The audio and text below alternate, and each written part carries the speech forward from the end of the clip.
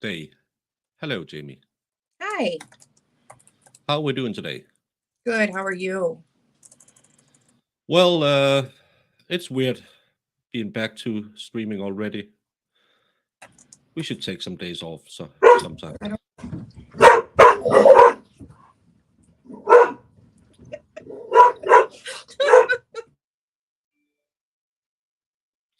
That's Jamie. Hayden Harris. I had a ton of sympathy for her and everyone this tragedy has heard. Yeah. Hopefully, it'll mend some wounds for the people for the guy who isn't here anymore. And even though I felt she was overcharged, the jury has spoken, and we have to agree with the jury because that's the legal system. The jury are the arbitrators of truth, and in this case, they have found her guilty in all counts. Yep. So, no matter our personal feelings, that is how she is convicted. Hello, Yes. crime spies, and thank you for stopping by. Jamie and I have been hanging out at Crime Spies the last 2 days. She has a little channel going on the road to 500. We might stop by her sometimes and say hello. She's Norwegian, so Fedorowski should automatically be signed up for her. Yeah, we had a few people talking about 11 or 10 or 11 black jurors and one white. But again, as you can see on my Lady Justice, justice should be blind, also colorblind. The jury was 3 or 4 women and the rest male. Yeah, it was very clear that the one guy who asked to have the video paused was a male, a very assertive male, doing the verdict watch. And here is Reindeer. Hello. Um, Probably because she took the stand, so maybe I think she should.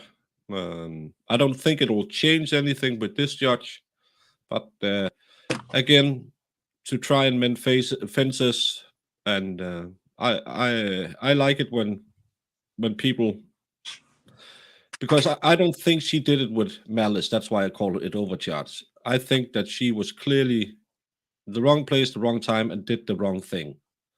So to me, it would be good if she stood up there. The judge goes for close to the max sentence. Well, now we hear what they're gonna go. I believe it was parole after 30, but I could be mistaken. Still, Love that's a little. I don't think I've seen that name before. She shouldn't have been found guilty on all charges. No, how can you be found guilty in 2 murders when there's only one dead body? That's one of the things I don't understand. But yeah, it's because false imprisonment and felony murder go together.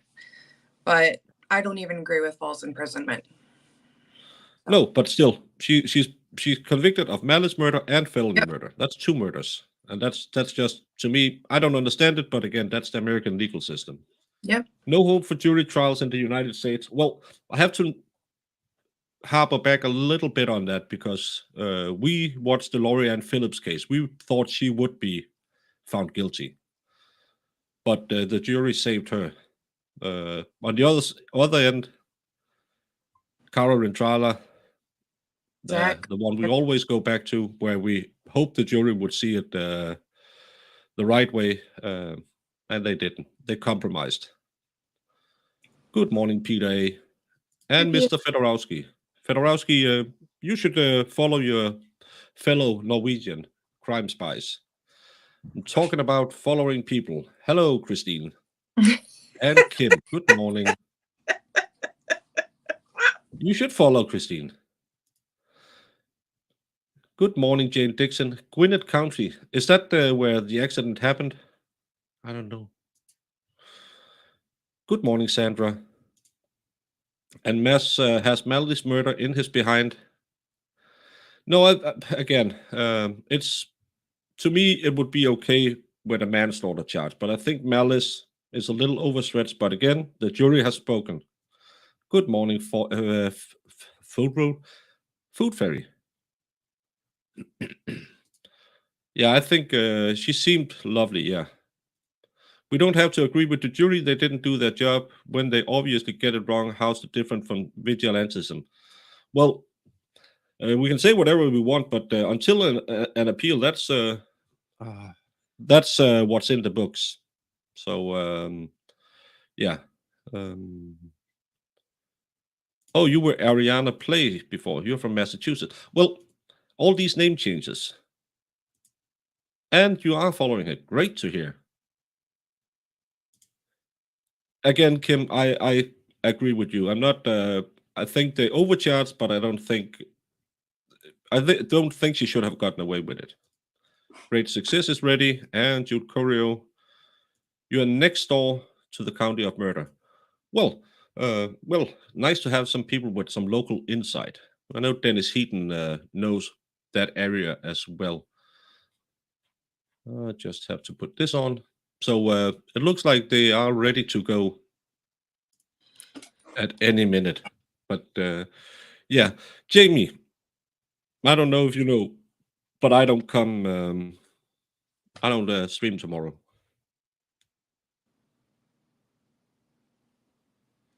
What? I don't stream tomorrow. You're not? No, Oh, what's going on? I told you I'm going to my daughter. Oh, yeah. Hang on. You never listen to me. You wonder if state thought they'll get guilty on all charges. They always add on so murderers don't go free. Well, actually, the two murders have the exact same sentencing. It's 30 or it's life without parole. It's 30 years with parole. No, life with parole or 30 years with parole. So both of those murders have the exact same sentencing.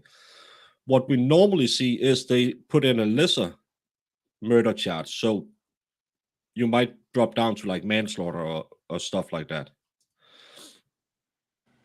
Good morning, Danny T. But Jamie, what are you doing Sunday? It's just cleaning day for me, so what's up? Because I was thinking about baking something, baking those New Year's Eve cakes I've been talking about. Ooh. If you have the time for it. Yeah, I can make time. Well, thank you so much. You're so kind. Did you hear we're famous now? Are we? Yeah. Our good friend Tom was out filming. It was like a market where people could buy stuff supporting Miss Reed, and Oh, and somebody said, "Oh, that Danish guy and the two you've been on with, that's us." They liked us, yeah. Good. so we're kind of famous. Aw. Yeah, we shouldn't pay for a drink anywhere anymore. Well, I like the Karen Reed community. They are really nice people. Yeah, and I would like to.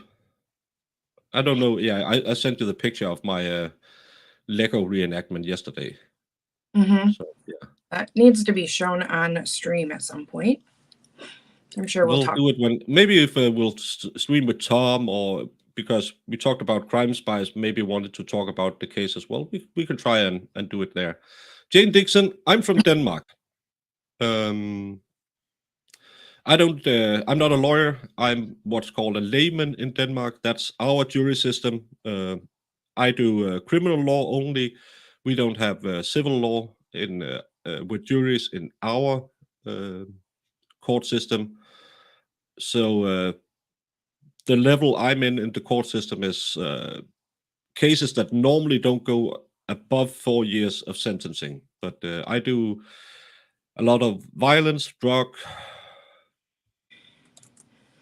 grapes. That's a YouTube word for something else. Luckily, only had one kid case, but they are in that system as well. So I do a lot of cases as a layman. That's as a jury because we are appointed for 4 years of the time. 4 years of the time, not like in America where you're pulled for each case. We have a running gig for 4 years at the time. I've been doing that close to 12 years now.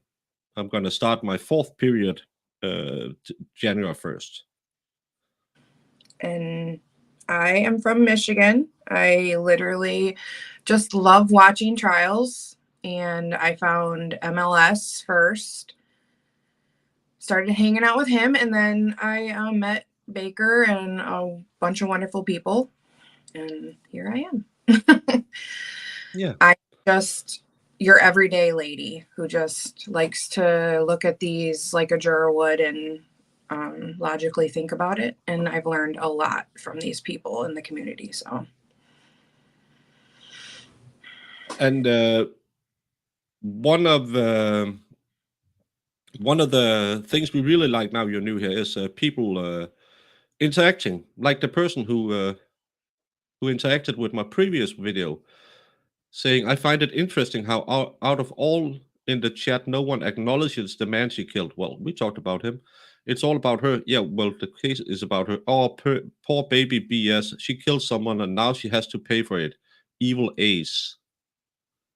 Well, I like all my comments, so so yeah. And this was not a hard case. Being a non-fatal accident should not end your life. No, it shouldn't. It wasn't that part of it that ended her life. It was when she tried to make a citizen's arrest. Oh, and the same person says, cry, cry, cry, bye, bye, bye. Well, I'll have to reply. Thank you for stopping by. It's not Because about that for us because we didn't say that we didn't think she should no, be convicted of a crime, just not the one she was charged with. That's the whole thing. I think it was way over the top. You know, he did a bad thing and she did a bad thing. They both did bad things. No, he did not deserve to lose his life over it by any means, but she also doesn't fit the criteria that they charged her with. I'm sorry. That's just my opinion. And it'll always be that. Yeah. And but again, that's the beauty about the internet. Everyone can have an opinion and everyone can tell me I've been implied to be racist again today. Well, normally it's when I use my southern accent, but today it's because I covered the case. I think I do it fairly. I talk about all the parts, focus on the law. I don't go into race of the victims because I don't see people as racist. I see them as humans. Yeah. That weird way I was. I'd feel the same exact way. Yeah. I cry just as much when an innocent person of another color, creed, or religion is wrongfully convicted. Absolutely. Then I don't say this one is wrongfully convicted, but I was one of the biggest supporters in the Rudolph case. Thought he was innocent. Yeah. But I really hate when people bring race into the mix because justice shouldn't be about race. And I know America is a way different country than Denmark, but I just hate being called a racist. It's not like I'm yeah. I don't really see color, but maybe that's the wrong thing to do in 2023. Well, back to the normally scheduled program. Does judges usually give sentences harder than the plea deal as punishment for dragging the case through court? Well, they shouldn't. They should do sentencing according to the statutes. Mm-hmm. But the least outcome she can get is the same as a plea deal, 30 plus parole. But she got convicted twice of crimes that could give you 30 plus parole as the least sentencing. So I bet we end up a little bit higher than that. Thank you. Emily Suzanne, I'm not sure I've seen that name either. Welcome, welcome. Everyone said she was guilty. Yeah, no one said she wasn't guilty. Well, Dave said legally, because of the law at the time, she's allowed to do this and that, but still, no one applauded that she wasn't there. Mhm. And you're new to Turtle Boy. I love that we can bring people the other way too. Turtle Boy brings people here, and we do the other way. I think race played a role in this case? Everything is about in race. No, I absolutely haven't heard, seen anything implying race had anything to do with it. I know there's been some tension about it, but I haven't seen, and they haven't been mentioned by either the prosecution or the defense. Because we were afraid it would be a racial charge case. It haven't been. It's been very clean, above the board, not too much shenanigans from either side. That's why I don't get why we're turning into a racial matter afterwards. Yes. Oh, and Kim says the race thing. Her boyfriend is Dominican. Yeah, again, getting out of her car with a gun and pulling the gun is so bad. When this aired on local news, I knew it was bad for. Yeah, and again, in every self-defense case, you are the one who's still around. The other person isn't here so you could say, well, his testimony was he did something bad. And that's a big problem, because normally most humans will try to kind of feel with the deceased. It's a natural reaction. The Honorable Judge Bill Scott. Thank you, Deputy Diaz. Good morning, You get everyone. around. You may be Well. seated. Hey, MLS, sentencing as quick. I bet that's text to speak. Has just Travis' been trial was really informed good that in the end. defense It was counsel really bad from the state. Tucker is running behind schedule, and so he won't be here for another 20 minutes. As soon as he gets here, then the court will proceed with a matter for sentencing this morning. So Who's not there? I'm going to step off the bench until he gets here. Once he gets here, Oh then my we God. will commence. It's her lawyer again. It must be her lawyer again. He is so ridiculous. If it's him, I swear, this man. Yeah, he comes off kind of like a cousin Vinny type. Yeah, definitely. And MLS has been a member for 2 months. Not a member you need to be. Well, Dave, thank you for reminding people. People trying to stir the pot. There was nothing mentioned racially in this trial here in Georgia. No, but I just got a little annoyed today because I don't feel I ever mentioned people's. I'm not one of those people who said, well, he was at this and that. He must. If you live in a bad neighborhood, you could be the best people around. In Denmark, we have a saying called dandelion kids. It's people who grew up in the worst environment ever, but still managed to have a great, fulfilling life. Mhm. It's not your environment; it's what you do. It's not your color. It's what's on the inside. And I truly believe that. That's the way we were raised in the 90s. Sadly, it has become quite the antithesis of Dr. King's message. Yeah. It is the color of your skin, not. We were seeing more of it in the new, like on the internet more than anything. Yeah. So, you know how that goes. Yeah, it's always because then people can yell. And they We don't don't have know, Kim. face. There will probably be some victim statements, but she said she would go on with the sentencing in about 20 minutes when. Let's go back and hear if it were her lawyer. Yeah, was it her lawyer? He's such a Has goofball. just been informed that defense counsel Yep. Tucker is running. Tucker. Yep, that was him. Yeah, he might have been out there. Get your crap together. You knew about this days ago. It's he did it in the beginning and now he does it again. It's kind of like, yeah, you lost the case, but you still have a young woman you have to defend. Yeah. Not defend, but present. Yeah, do your job a little bit better. And their poor parents too. I feel bad for them. Løvetanbarn. mælkebøtte. We call them lutan too, but normally it's called mælkebøtte. I'll be right back. No, and I think that again, people are sitting there thinking, well, why did she pull out the gun? Why did they get in a kerfuffle? Why did she get that close to him? There's so many whys you can ask, and that's why I say I don't think she had malice, but clearly, even though it may be legal, I would have seen her go down for something like manslaughter. Judge Maddie, like number 25.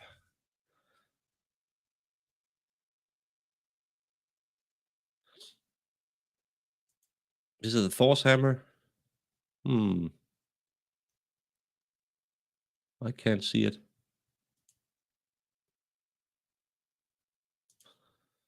Your daughter does not want to say hi to me. I'm not sure why I think she's nervous. Well, it's because if she's part Swedish, she knows I'm the superior Scandinavian race. Exactly, Emily Suzanne. Very, very bad judgment. Overeager, didn't think, but we covered the Dealey case last week or the week before.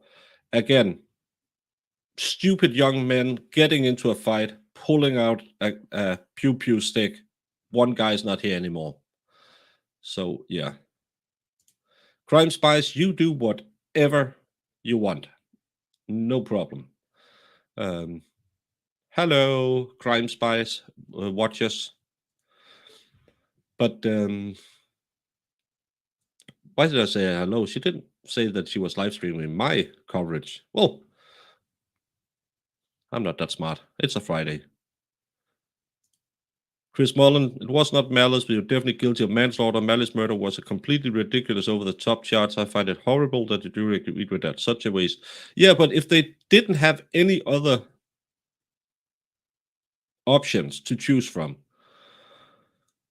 and the other, it was kind of binary. Either it was malice, felony, or it's not guilty. Then they will go, in this case, will go for the malice. That's the problem we had in kind of the problem we had in the Caroline Tyler case. They had every type of murder charged against her because it was the fourth trial. So she was, as a compromise, the people who might have wanted to let her go was pulled up. And sometimes, in this case, I think if there had been a manslaughter charge in there, some of the people might have been able to pull people who were going for the felony down. So it's strategy for the state not to charge them with that, because you can pull people up and down, and this they wanted to get her away. No, absolutely no manslaughter. Only two types of murder. She's guilty of both felony and not mischievous. I'm blanking now. Yeah, the other one. Both of them is 30 years with parole as the least she can be sentenced to. Juries are about guilty charges on everything if they choose guilty on any charge. Well, sometimes it depends on what's on the book that they can vote guilty on. You think she believed he was impaired and possibly dangerous to others. There was reason to believe at the time. Others on the scene also believed it too. Yes, Exactly. no doubt about it. She thought she was stopping him from making another crash, but preventing someone from doing another crash and taking their life, that's a different thing, and that's why I think the jury went the way the jury went. Malice, thank you so much. This is what happens when lawyers, judges, juries, and the general public don't know the actual laws of use and force and self-defense. Yes, and even though I'm not I don't know much about the law. I had Fast Group on in the D-League case to talk about self-defense. This channel is more to educate or try to enlighten people a little bit about how important it is that you don't shy away from jury duty. That you go in there and be the voice of reason instead of just saying, well, we're getting $50 a day to sit here, so let's get out of here. Hey, Scott McGinnis. It was not her decision to make, though, don't you think? Well, she had the legal right to make a citizen's arrest. And she even had a legal right to make a citizen's arrest with a firearm at the time before the Aubrey case. But she didn't have the right to pew him. So, and that's why it gets a bit murky, because there were laws on the books she followed at some point, but how far can you take a citizen's arrest? That's for lawyers, not for laymen to talk about. And the jury in this case thought she went too far.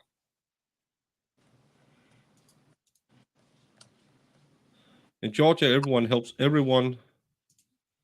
In Massachusetts, I teach my kids to mind their own business. Well, I teach my kids that the best form of self-defense is run. Don't try to be a hero. Don't try to do the police job or anything like that. They are two small girls. They don't know what people are carrying. They don't know if people are fighting. They don't know if people are on drugs. So the best thing to do is stay out of it. Sadly, that is the way, because if one party isn't here anymore, it'll often be you paying the price for that. So the best option is always stay out of it. Call the police, tell them, don't try to be a hero. Sadly, that's the state. I for one, I wouldn't get mixed in a if I was out drinking and there's a fight, I wouldn't go into that. And I'm a big guy. I can handle myself, but you don't know what people have in their pockets today. I would rather stand back, get a hold of the police, and be a witness than be a hero on the front page of the papers because I got home with a little extra air holes in me.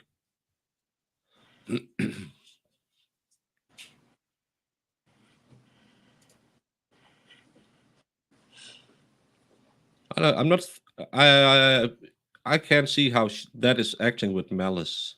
Yeah, So, because malice to commit murder, no. Yeah. I don't think she was acting. I would change one thing in that sentence, but she wasn't acting with malice, and then the sentence would make sense to me. Mhm. Well, we had two lawyers saying at the time it was legal to do, because this is prior to the Aubrey ruling. So at the time it was legal for her to pull a gun on the man. That was the law that was on the books in Georgia at the time. But there's a reason why the Aubrey rule was changed, and there's a law, a practice, it's an interpretation of the law that normally falls out on don't do it. So yeah. Scott corrected himself. He did mean wasn't.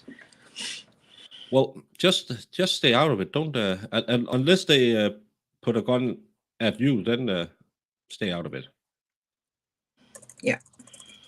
Well, Fast Group, when she stepped to the window, that's when she got in reach of him. So was he defending himself from a lady with a gun, or was she defending herself from a guy who attacked her? The jury thought she was. Hello, Tracy Violet. Yeah.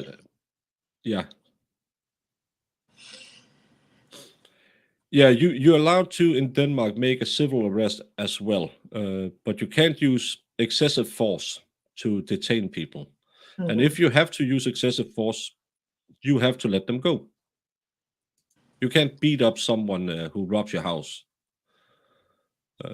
You can detain them, pacify them, but you can't beat them. Absolutely.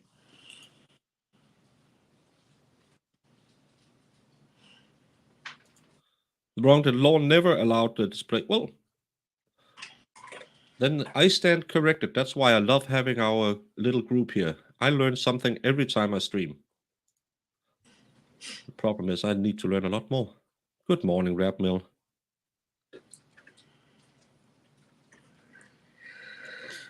That is not the basis for law in the US. Citizen authorized police to do things. Now we treat police like they are above citizens. Well, a lot of police officers has been in trouble the last 3 or 4 years and got a lot of time in jail. I was gonna say, I've seen a lot of cops on trial for murder now. Yeah. So maybe people are trying to scale back a little bit about putting the police above the citizens. And I don't think the police have. We just had. Normally, when we have big kerfuffles in Denmark, it's normally with football matches, and we had some guys dressed like civilians so they can go into the crowd with the fans. We just had one caught on camera going absolutely ham on a lady with his baton, and especially because we give them the monopoly on violence in Denmark. That's a very damning to the way people see police when they have those rotten apples who go too far. Justin Smith, we are waiting for her lawyer. So the sentencing hasn't begun. It's supposed to go roughly now. It was supposed He to hasn't start. gotten anything. We are waiting for the defense lawyer. He was stuck in traffic or somewhere. This Yeah, guy. and Justin, there's no DP in this case. It's only life he can get. He knows. He's being a dork. Good morning, genitals. Nice to see you, genitals. It's been a while. Yeah, she's gonna. I don't think she'll get. Yeah, I should do a poll. Should I do a poll? That's what I don't agree with Seriously. whatsoever. Doing a poll? No. A life sentence.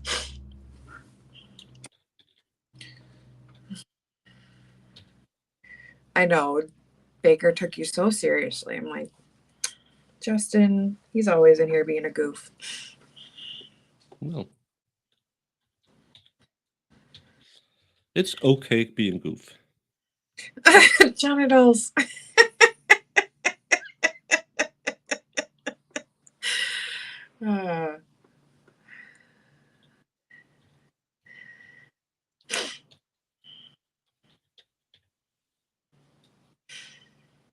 Yeah, really, Dennis, that's really the question. Are they going to offer parole or no parole? Since the plea deal was for life with parole, I assume they're going to be going for the max. Yeah, I've made a poll: 30 years, life with, life without. So, how long does it take for an appeal? Years. As you can see in the bottom, we have the freezachariahanderson.org page running. Been promoting it the last 2 weeks. The amount of time, the amount of money needed for parole is extreme. So that's why I've been asking people to please go just read up on the Zachariah Anderson case on this link in the bottom. Or maybe listen to Dave. What now? Oh, hello. Listen to you. I disagree with polls as well. What you doing? What? Are you What are you sailing doing? on a sailboat? Jeez, oh Pete's. I'm driving right now. I'm working. I got things to do. I can But hear. I wanted to chime in for the. I really like to I blow wanted the to guy. chime in for the Yeah. sentence. It's when you're running hard, you blow the guy. Hey, Wolfram. I got things to see and They people to do. they are waiting for the defense lawyer to arrive. This Mr. guy, Tucker. you know what? He was sanctioned for a stroke, right? That was a stroke. He was sanctioned because he had a stroke and didn't appear in court. But I have a feeling, after now watching this trial, this guy's got a track record of not showing up on time. Yeah. I said he I got a friendly reminder in my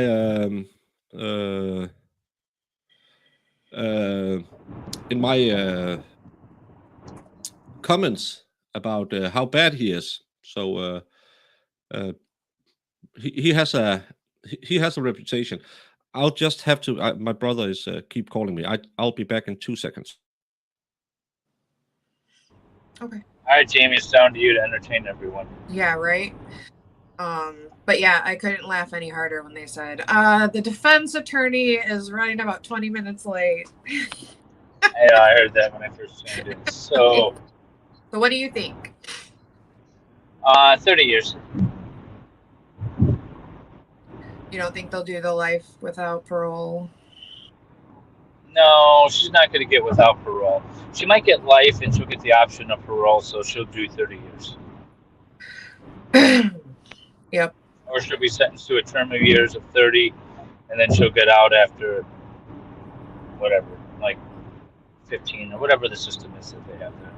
That is so crazy to me. I just can't. If she has the option for parole, I think she'll get it the first go around. I won't say that about most criminal convictions, but this particular woman, I think she'd get it first round. Yeah, because I mean, obviously she hasn't had any issues. No criminal record. Well, assuming she doesn't like form a gang while she's in prison, such, you know, she might. I mean, she it's might like a have white power gang in prison. Well, She like starts running. it'll be like the Karen gang. Gonna teach everybody. I mean, don't get me wrong. Hey, everybody in the chat. Yeah, she is a bit of a Karen, but she still doesn't. She still didn't. I don't think rise to the charge. She been charged that, but you know, she did need to back down a little bit. This is a good example of how you don't want to be a Karen. You don't want to approach people when they're in their vehicles. Yeah, and just I don't know. If she, yeah, it'll be 30 years before she gets eligible for parole if she gets life. That is correct. I'd say she does 30 years. Yeah. Oh, life for life. She's how old? 27, 25? 25. I mean, 30 Yeah, years. she'll be out 55. Yeah, but you know, 55 is the new 35. So who knows? It'll be the 25 when she gets out finally, and you know, she'll start all over again. Yeah, but starting your life at about close to retiring age, that's kind of sad. But you know. Yeah, I know. She shouldn't get that. But okay, let's assume she's convicted of what I think she should be convicted of, and let's assume she gets the sentence that would be appropriate. She can get 10, 12 years. Something along those lines. I would be okay with more like 5 to 10. 5 to 10 years? Yeah. Whatever that would be. Yeah. Yeah, involuntary manslaughter would be my go-to if I was waving my magic wand. Yeah. Yeah. And I don't know what the sentence would be in Georgia for that. I don't either. I just know whatever Cara Rantala got, she got the voluntary manslaughter, and it was a max of like 7 was 17 or something.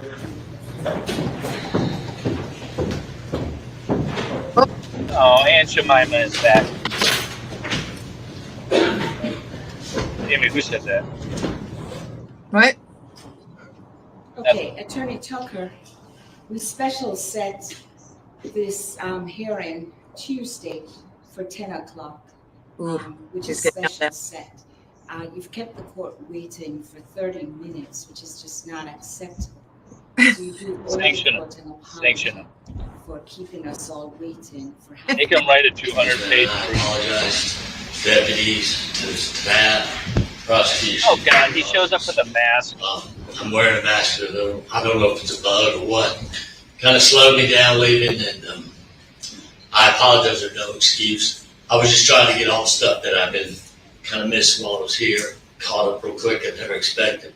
You get caught in that kind of traffic, but I apologize, and it's something that I'm just trying to catch up from all that time, and I never expected to get caught, and I'm moving kind of slow based on, I don't know if it's a bug or what, but that's what's causing me to move a little slower today, so I apologize. I bet he faked his stroke. Your apologies. Sorry that you're not feeling well. Make it right, Nessa. Deputies, you may bring Ms. King. He totally faked his stroke. Yeah, yeah. We said he's got a bug. Yeah, there's a bug going around. I got it through the internet. Yeah, stop going to these sites you're going to. I created a Twitch and an OnlyFans account now. I came down with something when I was there.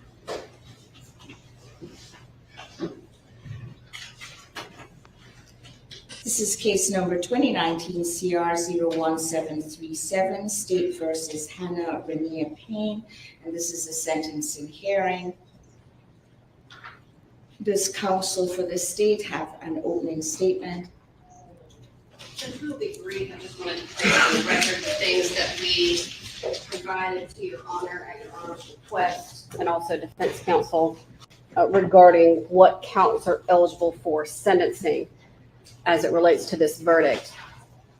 We then, Judge, will be presenting 3 witnesses who would want to express their opinion to this court regarding what they believe to be the appropriate sentence in this case. I'm assuming then defense counsel will have witnesses to present, and we would then present argument after witnesses have testified. Judge, based on the verdict as it was rendered, the defendant should be sentenced on count 1, malice murder. Count 2, the felony murder, must merge and be dismissed as a matter of law. Count 3, the aggravated assault, factually merges into count 1. Count 4, the felony murder based on false imprisonment, must merge into count 1 and be dismissed. Count 5, the false imprisonment does not merge, and therefore the defendant should be sentenced on count 5. Count 6, the possession of a firearm during the commission of a felony does not merge, and she should be sentenced on count 6, which requires a consecutive sentence. And then the counts 7 and 8, because they are additional counts of possession of a firearm during the commission of a crime, they will merge into count 6. So that leaves the court sentencing this defendant on counts 1, 5, and 6. We would wait to make our argument till after you've heard from the state's witnesses, Yes, the defense it's a witnesses, and then we would request to very make our quick argument at that turnaround. time. We were planning to Thank do it you. next Friday or something Chief like Assistant that. Smith. But I think her lawyer asked for it to be faster.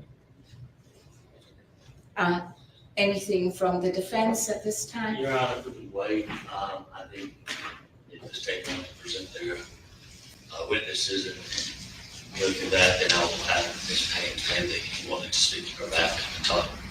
I think with the charges being what they are, of course, I'm going to try to find a way to minimalized, but I think it's statutory, so there's not much really we can do.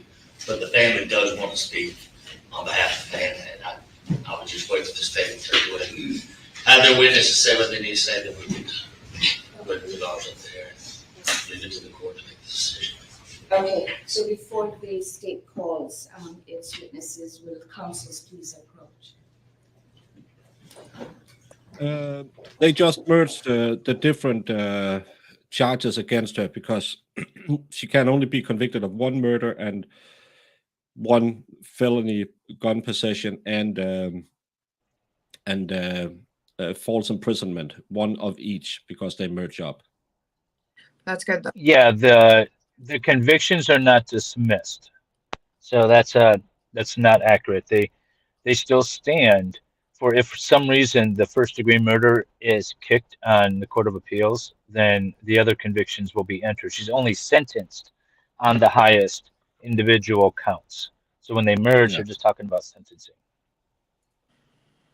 They won't do cross on her because today is just statements. It's not witnesses per se. It's victim impact statements. So there won't be questioning of the witnesses today. It's people from probably both sides. Probably his family will come forward and talk about him, and she will. It sounded like she will speak, and maybe some of her family members. Okay, to everyone in the courtroom, you can all see that we have a packed courtroom. I would ask that protocols be I'll be back. observed and proper courtroom decorum be observed. No loud explanations, nothing that will disturb the proceedings of this court this morning. And so the court asks you to be respectful in every way. The state may go ahead and call its witnesses.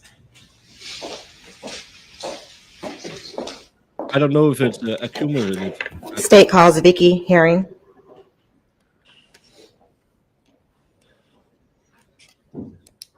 So this is the sister. Yeah, because I think they must have testified. Yeah, it's victim impact statements today. It's not witnesses as normally. Would you please Yes, raise your and right hand? Do you swear or But it is the last option for both sides to make an argument why people should have more or less. We see it sometimes where victims' families say, please don't give them the maximum. So, yeah, even though the judge have already made her ruling before she comes to the scene. affirm that the testimony that you will provide to this court will be the truth, the whole truth, and nothing but the truth, so help you Yeah, you God? can't have I do. witnesses and All right, you stuff can like that take a all in seat prison. and pull yourself up to the microphone. Will you please state and spell your name for the record? Vicky Lynn Herring, VICKIE LYNNHERRING. And Ms. Herring, what is your relationship to Kenneth Herring? I was his youngest sister. And what would you like the court to know today regarding sentencing? I would like the court to know and understand that I no longer have a big brother. Okay. Come on. He called me biscuit head all my life because from a little kid, every time my mom would get up every morning to make fresh biscuits, I would be there. As the baby, I got the first one. And so as I got older, in my adulthood, he would then just call me biscuit. I won't get to hear that anymore. We won't get to laugh at him because he couldn't dance, but he tried. And we won't get to reminisce about all the times having grown up in the South My mother would make copious amounts of sweet tea, and he would drink it all and leave a corner and put the picture back in the refrigerator. We won't get to do that.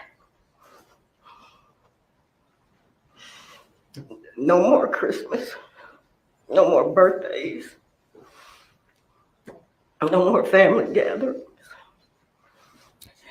His grandchildren won't know him. He has 2 adult children that they don't have a father anymore. And while he was the oldest, and both of my parents are deceased, you would think the oldest would be the head of the family. We don't have that now. So it's just the 5 of us left. There were 6 of us. Now there's the 5 of us that are left. And we won't have those memories any longer. You know, I sit here and I spent a milestone birthday in the courtroom because of my brother's death. And that's something that is now never going to change. I just ask that whatever happens here today, that we get some type of peace out of it. And do you have any opinion as to what you would like to happen in regards to sentencing? Why are they allowed to talk about this? As I think anyone would want, any family member would want in any situation like this, we would ask for life.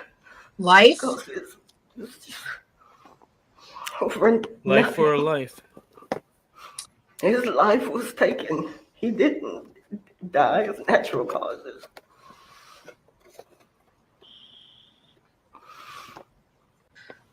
All right, thank you. Thank you. Thank you. Ms. Hannah.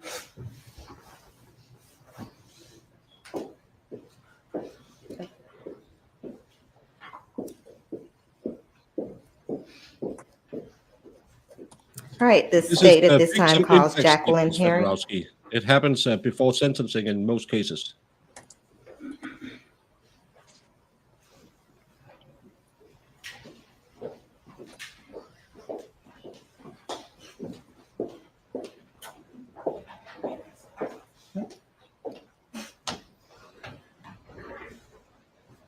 Would you please raise your right hand? Do you swear or affirm the testimony that you will provide to this court will be the truth, the whole truth, and nothing but the truth, so help you God? I do. All right, you can have a seat and pull yourself up to the microphone. Can- Sorry, I'm just asking to the mic so that I can hear clearly. Thank you. Okay, can you please state and spell your name for the record? It's Jacqueline Carell Herring, JACQUELYN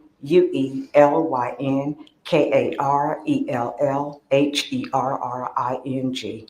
And Ms. Herring, what is your relationship to Mr. Kenneth Herring? I'm his sister. I'm the 3rd sister. Okay. And what would you like the court to know today regarding sentencing in this case? We all call him Ken. He was just the big brother. The big brother that liked to boss us around. He had this nickname that he always called me. It was Duty. Always doing, he said. You can always find me doing something. And that seemed to be a problem with him, by him being the oldest. I can remember one Christmas, he got this BB gun and he didn't have a target. So he asked me to stand near this tree. And I did, not knowing that I was going to be his. To the chat who asked, why are they doing this? It's normal practice. It's people who lost Who's their asking family why they're members. doing this? We might not agree, we might agree, but please remember they lost a family member, and if you remember back to the Bradley Yawn case where the family also took the stand before the sentencing were given, it's exactly the same thing in this one. Go to the Zachariah Anderson case where the family was asked to give victim impact statements before the sentencing were given. So it's normal, and we can find it funny what they're saying, but still, it's people who lost a brother. So let's remind us of that, even though we normally make fun on this channel. Also remember that, as they said, he won't be there for Christmas. Target with this BB gun, and I still have that mark on my leg. That would be the only thing that I have left to remember him by, is this little mark on my leg.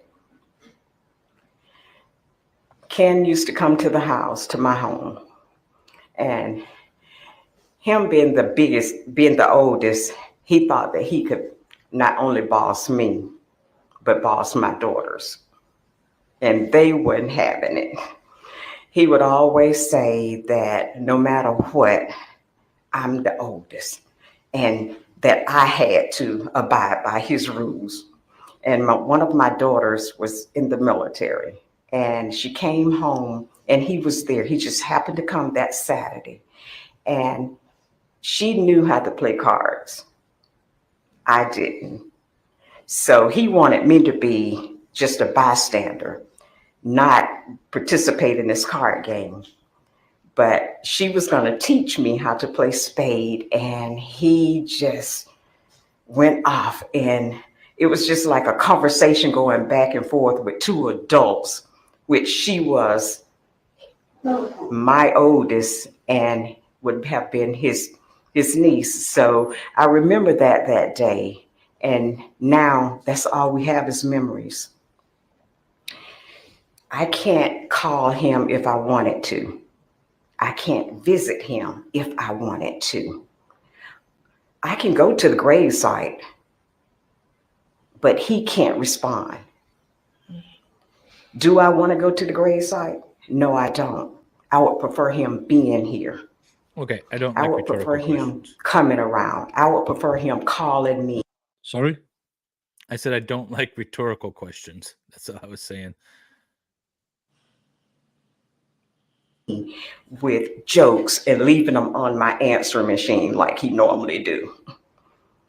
But I don't have that anymore. And what is your opinion as you sit here today regarding sentencing in this case? That's the only part I don't find normal, because that's a legal matter. That's weird. That's weird. I don't think they should be asking that. No, because that's for the judge to decide.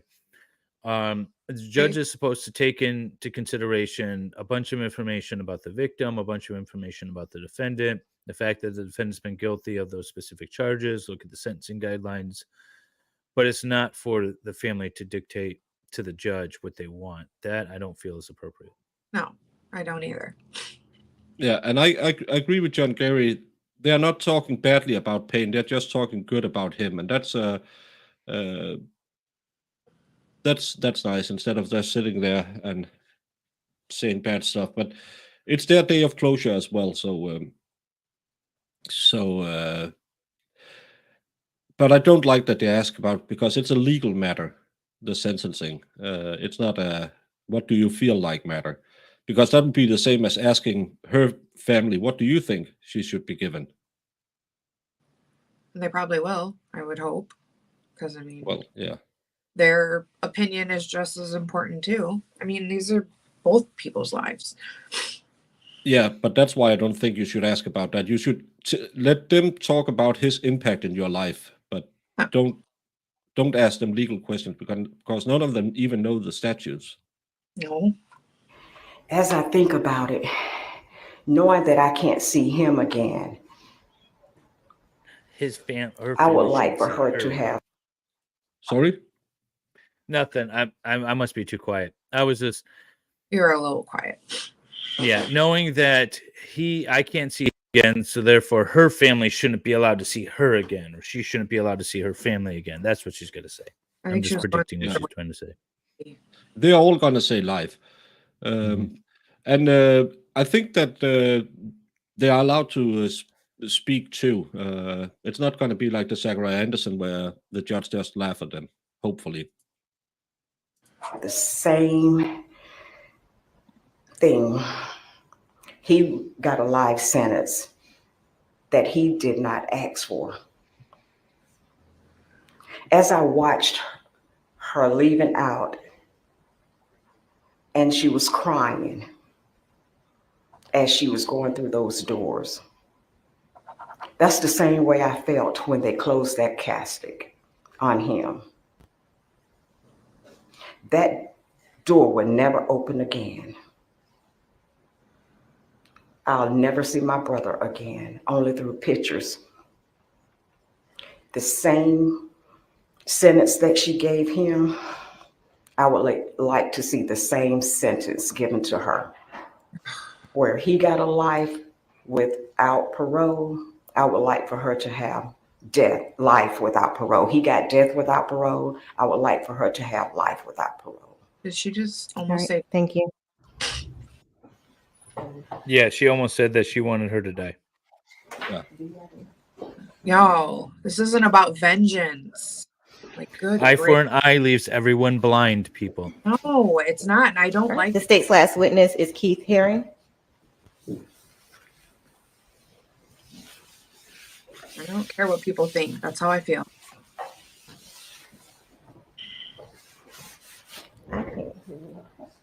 No, I think it's okay that they talk about his impact, but not sentencing. All right, please raise your right hand.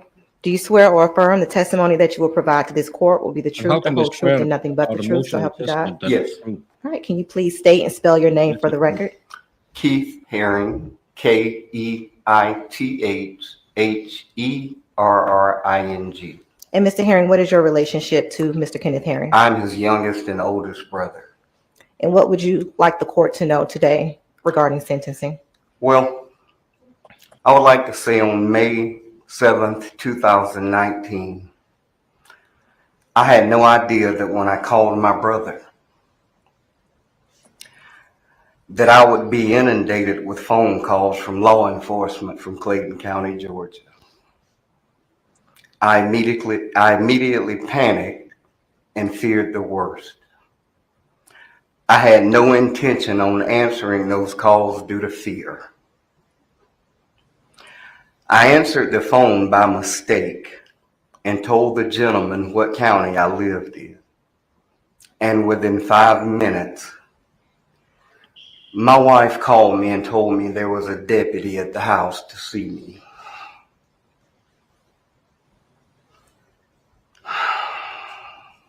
Maybe he's his only brother and it's just something they say in the family. My life from that point has never been the same. The following day, I found myself repeating to my wife, I do not know how I'm going to tell my parents or explain to them how this happened. And they had been deceased for years. Never again will I be able to hear him say, hey, you, get off my mountain. At 53 years old today, I know what he was talking about now. But the defendant took him off of his cloud.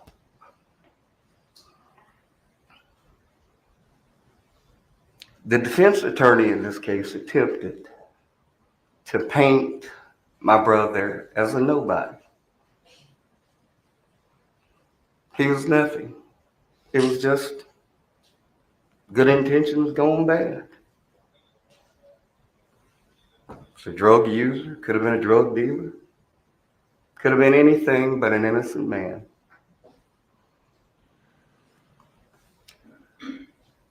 But one thing about this situation that I would like the court and you to know, Judge, that Kenneth Herring, he wasn't heavy.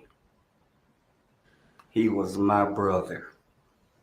And on we go. Thank you. But And Mr. Herring, what is your opinion today as it relates to sentencing in this case? At some point in my life, I'm going to need some healing.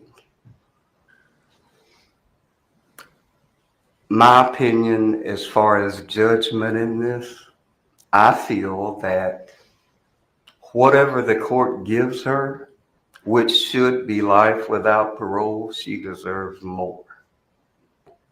Oh, All right, thank you. Thank you. Oh, 1 second, Mr. Herring. Mhm.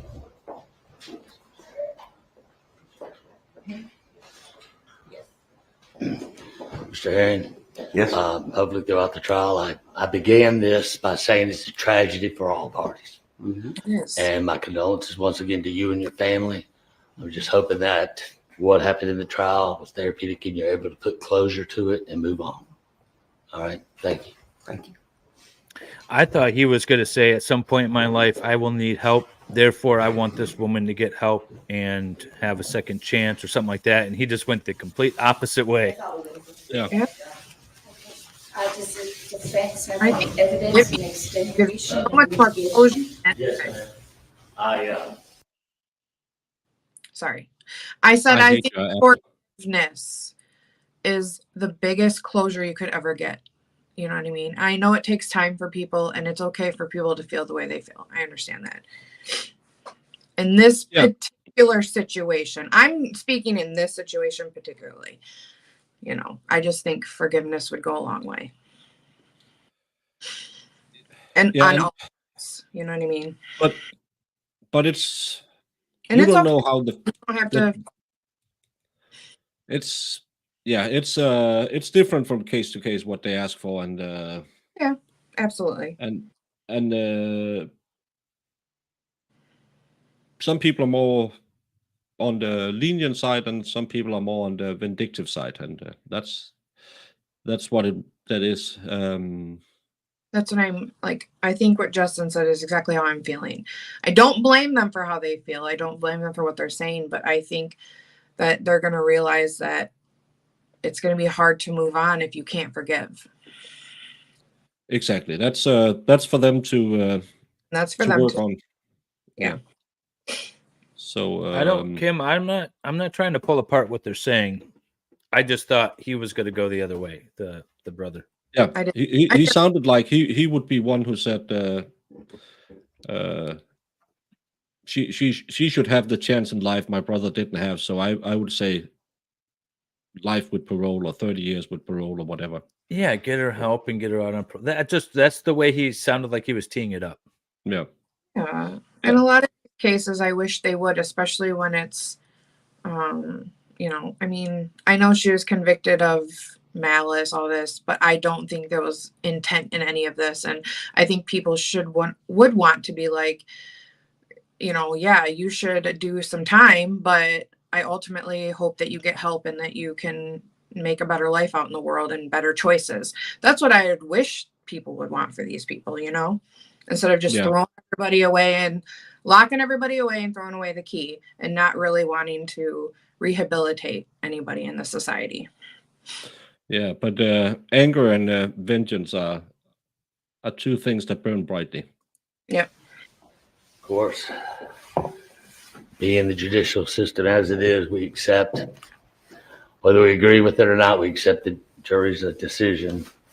I was still a little concerned about the malice murder. I just didn't hear anything that really hit those elements. And I did my directed verdict, and I would renew it now, knowing that the court is not going to rule on it. But keeping that in mind, hearing the facts, and you wrote down a lot of notes, I would like the court to try to keep that in mind. And I have a couple of. Just before he starts his statement, thank you for the super chat, Aaron. Merry Christmas, Baker. I hope your gnome leaves you something very special for Christmas. Well, I hope so too. Maybe maybe a few lashes like Jamie's. I need that. But and I started the new system where I try to color code the board notes like the YouTube notes so we can see them better. But thank you so much, Aaron Hack. And then let's get into it so I don't interrupt again. Witnesses for the Ms. Payne to come up and speak on our behalf. Ms. Renee?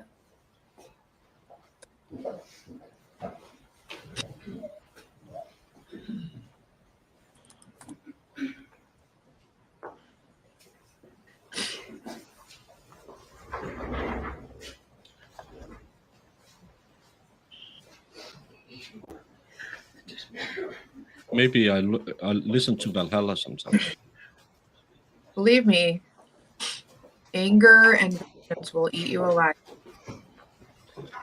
Yeah, but sometimes you need closure before you can heal. Yep. If you could state your name for the court. Just swear. I'm going to swear. I was going to. Renee Novotny. All right, if you'll raise your right hand. Do you solemnly swear or affirm that the testimony you give today will be the truth, the whole truth, but nothing but the truth, so help you God? I do. Okay. And Please, you could spell for me, please. REANA. I don't know on Last what name grounds you would appeal, other than NOVOTNY. just a sentencing, maybe. and what was your relationship to Hannah Payne? I am a long-standing friend of the family and have worked alongside both Hannah's parents and. And right out of high school, correct? That is correct. All right, is there something you'd like to say to the court on behalf of Hannah? I do, and may I use my notes, Your Honor? You may. Thank you.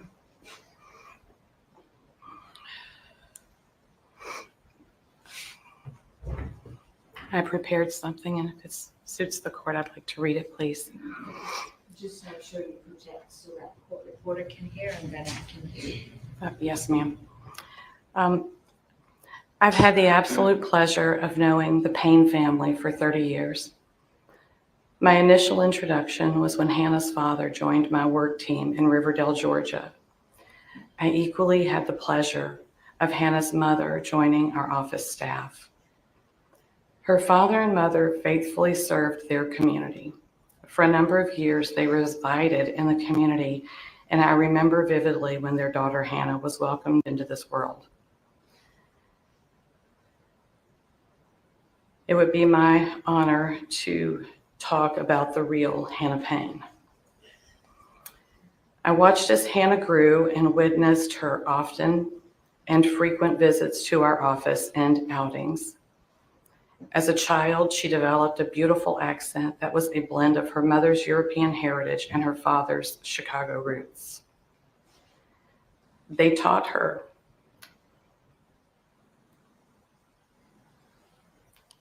to say please, thank you, yes ma'am, no ma'am, yes sir, and no sir. She was a lovely, kind, quiet-spoken, pleasant, and beautiful child. She worked hard to manage her grades and took pleasure in playing in her high school band and always walked among friendships without any regard to color, social, or economic considerations. Upon graduating from high school, I offered Hannah a part-time office job assisting with filing and clerical duties. Hannah's responsibilities grew quickly as she committed herself to each and every project. She was a fast learner, worked with her heart, and within a couple of years began leading and mentoring to maintenance teams all around Metro Atlanta. On many days and on many occasions, Hannah worked directly by my side on construction, renovation, and financial projects as we repositioned blighted communities. She has always remained devoted to each and every individual that comprise our corporate team and served the residents of our communities faithfully to ensure their needs were met. Over the course of time, I have consistently witnessed Hannah opening doors for others, always express thank yous, without hesitation to step in and offer assistance whenever and wherever needed. If you've ever had a moment where you need to lift a heavy item into your car and a stranger walked up without being asked and offered to help you, this could have been Hannah. If you've ever seen a person ask for money on the street and a person give it freely because they care, that may also have been Hannah. If you have ever seen a stray animal walking too close along a roadway and a total stranger stop to render help, that also was likely Hannah. At the age of 20, she single-handedly encouraged our company to participate in a food drive for the Atlanta Food Bank. Her enthusiasm for this project and motivation allowed our team to donate an entire trailer full of food and goods to serve the hungry. I think this is perfectly consistent. She has with what we participated would in have expected. activities to raise money and awareness for the American This Heart is to paint her in the Association. light most favorable. No, but it also 2 years is ago, she's upon- helpful. She's helping people. She's walking up to random strangers and trying to help them. That's what got her in 2 this years position. ago, Yeah. upon learning that I had breast cancer, she immediately purchased pink bracelets, pink ink pens, disseminated them among our entire office team. She equally engaged everyone from work and a circle of friends to create a collage to ensure that I felt loved and supported through my battle. She equally stood faithfully by the side of her mother over the last year as she was diagnosed with colon cancer. I have witnessed her servant's heart more times than I could be permitted to talk about today. She has shown up at 6 a.m. on a Saturday morning to help put together a baseball float for a children's baseball team of which she had no child affiliated with. She is the go-to person when any friend or family needs help. I've personally witnessed her picking up children for others, helping with meals, helping pull together a birthday party for children, and taking her niece to after-school activities when her mother was unable to leave work. I've watched her offer to wrap Christmas gifts for children and friends and serve families as Santa delivering gifts for their children. Based solely on an 8-hour workday and the number of years I have had the absolute pleasure of engaging with Hannah on a daily basis, the time average that we have spent together through work is approximately 17,000 hours. Following the events that led her here, I have also witnessed her pain. I have witnessed her tears. I have witnessed her quietly excuse herself.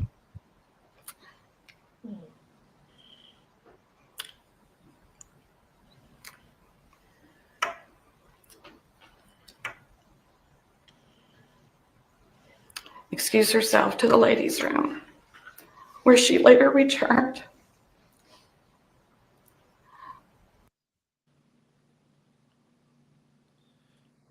Yeah, Wolfram, but this isn't factual evidence in the case. This is victim impact statement. So it has nothing to do with the verdict. It has all to do with the sentencing.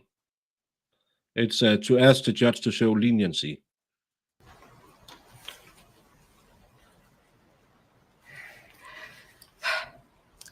Wearing the telltale signs of her tears and her broken heart. This tragedy has devastated 2 families.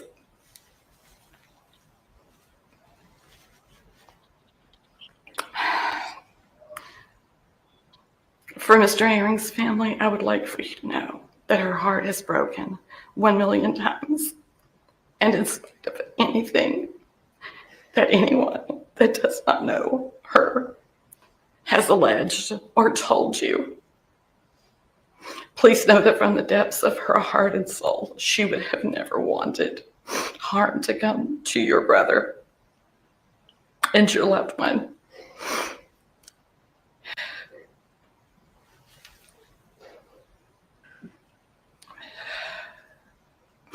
I would also like to say that in no world would this woman, this girl, want pain or injury to come to your family member.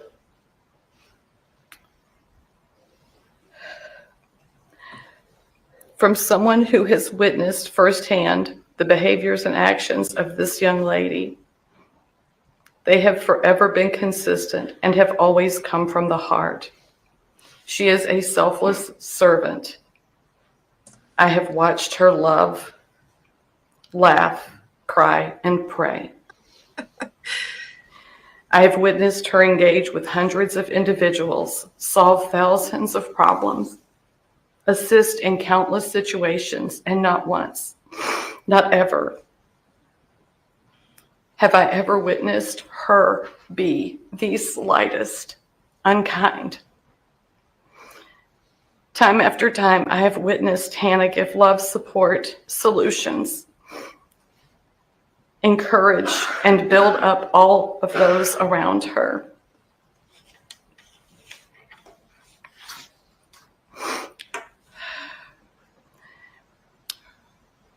Your Honorable Judge Scott, I pray that you see the heart of this girl.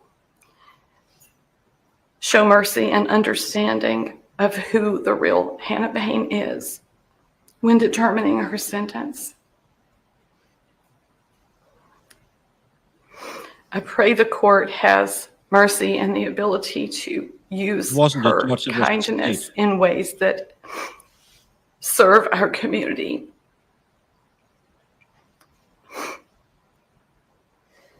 We recognize those that love her understand that a tragedy here occurred.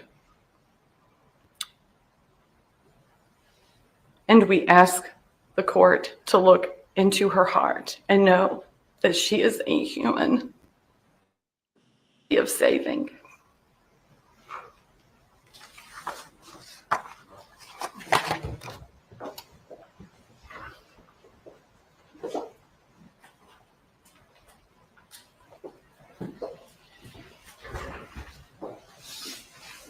Jimmy, did you want to say something? Your Honor, next would this be Miracle?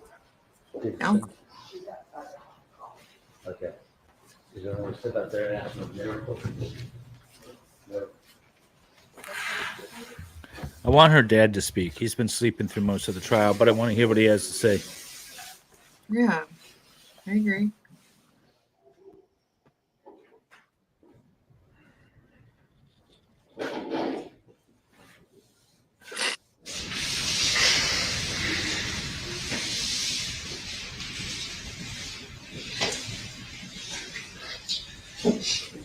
Yeah, only if Bull gets close with a gun. That's what I said. She didn't have to get out of her car. First of all, she didn't have to stand right up next to the window to the point where he could grab her. There were so many bad mistakes. And then for her to testify that she pulled the gun out to scare him, but not to unalive him or shoot him because she was scared of her life, that means that it wasn't self-defense. She did all kinds of bad things. Yeah. Yeah, I heard Miracle or something too. Ms. Morris, if you could raise your right hand, please. Do you solemnly swear or affirm that the testimony you give today will be the truth, the whole truth, and nothing but the truth, so help you God? Yes, You sir. put your name down and say your full name and spell it for the court. It's Melissa Morris, Melissa. Last name Morris, Morris. And how do you know? This Hannah? could be a real case study I'm on a what not to coworker. do. Okay. And what would you like to tell the court today? Yeah. I've been waiting for over 4 years. Sorry, to express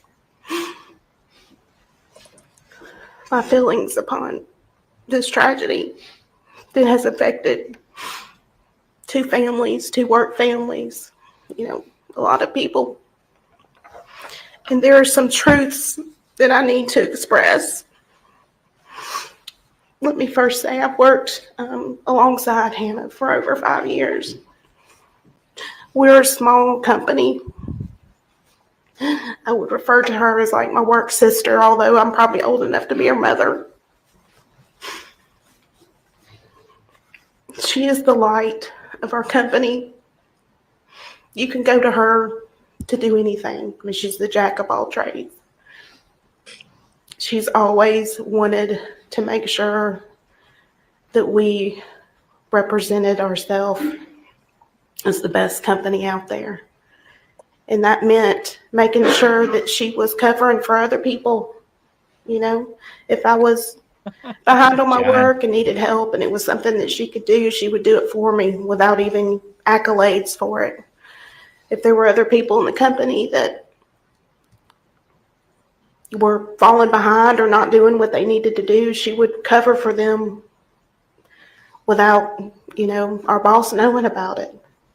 She just wanted to uplift people and make sure that the job got done. I spent, again, over 4 years. That was a very tragic day for a lot of us. And, you know, hearing about what happened, I couldn't believe it. And more so after, you know, the incident happened and hearing social media and the media and how things were covered and honestly, you know, how she was portrayed, I lost hope in people. I've been praying about things for a long time, and I want you all to know that I prayed over this building before I walked in today. I've been praying for you. I prayed for the jurors. I prayed for the prosecution attorney. I've prayed for everybody. You've been prayed for today. Thank you. And I ask, I was going to say thank you. Find mercy in understanding the person that she was. She's been portrayed as a vigilante, a racist, privileged, all these things. And you can look in this courtroom, you can see all the different colors that are out here, all of God's children out here. It's like a rainbow. She didn't see color. And it's hurtful. I feel like we've just taken a big step back in society when it comes to this. And the one thing that, you know, she always has done at work is, you know, like I said, cover for other people, help people out. And that was protecting them. And I feel like that's exactly.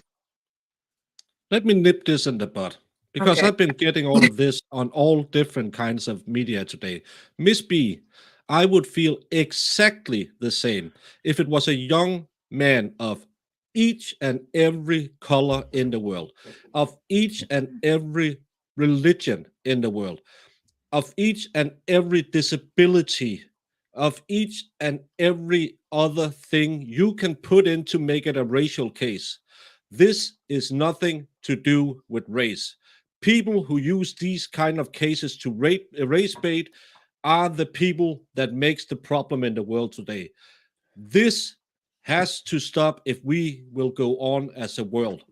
We can't see people as other than humans. You are not red, white, blue, yellow, green, polka dot.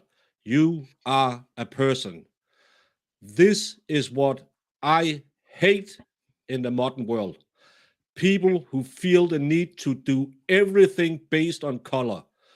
I'm sorry. If it's that way, you feel like, fine.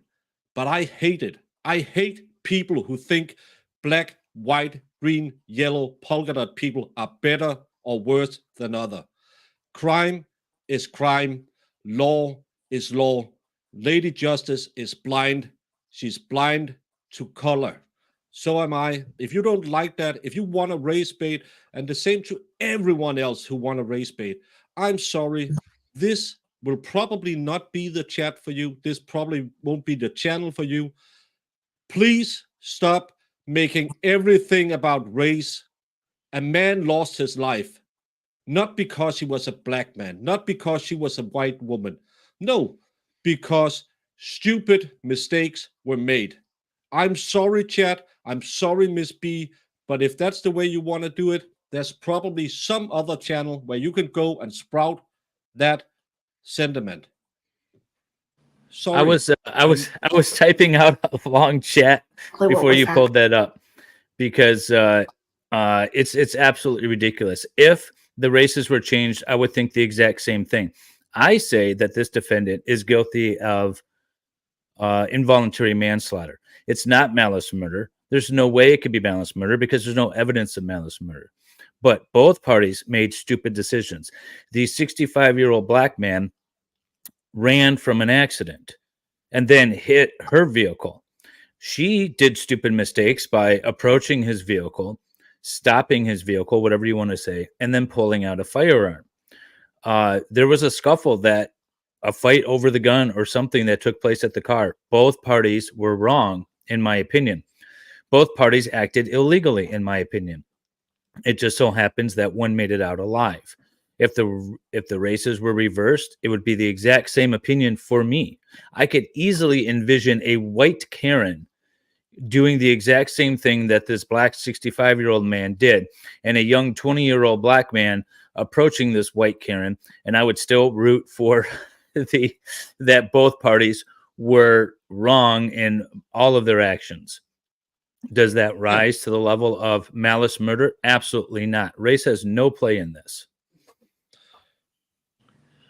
And humble servant, you don't approach someone with a gun. It happens almost every day in the U.S. somewhere.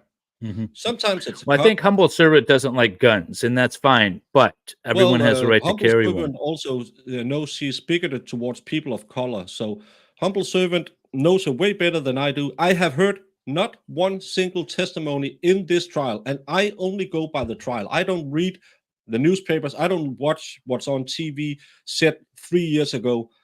No one in this trial, not the state, not the defense, have claimed any racial motive in this.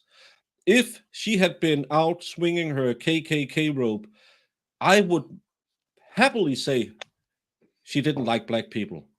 But if you want to go here and say, sorry, I'm going to turn off screen now, go kick a wall and let the... That day. No, she was trying to do the right I was thing. writing a book. She saw something. She was, trying to make sure that she was there to bear witness an accident that she saw. We never would have thought that it would have went down like it did. I know her and know that there's been some talk about her emotions. But like Renee just stated, she's that individual. And I'm sure that there's some of us here in this crowd right now, especially as mamas, don't always show our emotions. We cover those up. We wait till we're in the shower and we cry our eyes out. We wait till we drop the kids off at school. We pull over to the side of the road and we cry our eyes out. That's what she is. She's cried with me. But she's just, everybody expresses their emotions differently. I don't know if y'all are aware, and even if it makes a difference, but, talking about not seeing color, Hannah, her high school boyfriend was a black man. She carried on a long-term relationship with him. She's been involved in, a relationship now with, a Dominican guy. Her best friends are black. There's all different colors in her life. I just want to make sure that she's portrayed in that light, different than what it's been put out on social media, in the media. And again, that day, I feel like that she was just there to do what was right. And I know in her mind, and just like everybody in here, we could have never visualized that something like that would have occurred. And I am certainly sorry for your loss, the Herring family. And it's a loss to us as well. And I know there's a different kind of loss. I understand that. I've had a lot of loss in my life. There are a lot of people in my life that I can't call on anymore. I can't pick up the phone. And I understand that. And according to sentencing, is there something you'd like to tell the court? Yes. I just ask, I've prayed, like I said, Your Honor, I've prayed for you. I hope you know you've been covered, that you will make the right decision. And I pray that you show mercy for her. Thank you.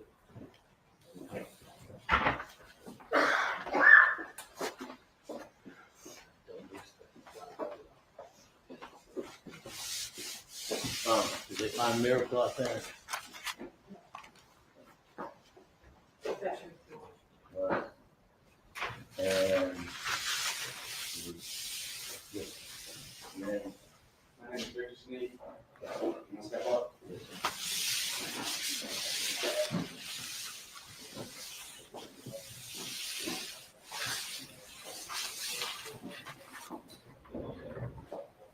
And try to check her, this is the last person. There was one more, but I called it in. She's not here. Yeah.